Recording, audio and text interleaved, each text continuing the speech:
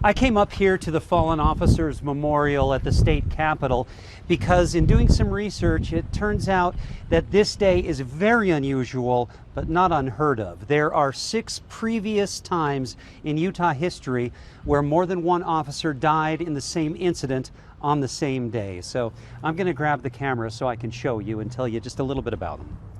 First time it happened was these two. Jesse Tyler was the sheriff of Grand County and his deputy Samuel Jenkins. They were confronted by a guy named Kid Curry.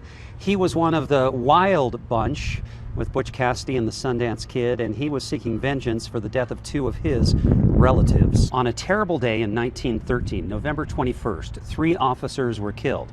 John W. Grant was a marshal with the Bingham Police Department near the mine in Salt Lake County, no longer a department. Same day, Nephi Jensen, a sheriff's deputy, and George Whitbeck, a sheriff's deputy as well, were killed by the same murder suspect. And then a week later, James Hulsey with Salt Lake County came across the same suspect and was also killed with Thomas Mandarich. A horrible week for the Salt Lake County Sheriff's Office. The next time it happened was in Salt Lake City. It was 1924, February 16th.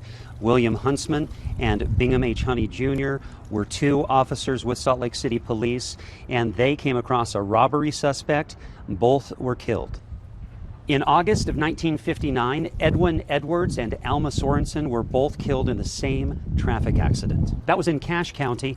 And then the latest one before this terrible day in Tremonton, 1987, December, Andy Begay, Roy L. Stanley on the Navajo Reservation near Lake Powell, both found in a burned out tribal police vehicle.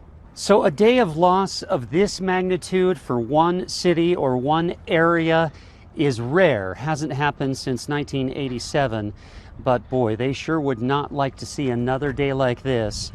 And in the best possible circumstances, they don't want to put more names on the wall behind me. In Salt Lake City, Max Roth, Fox 13 News, Utah.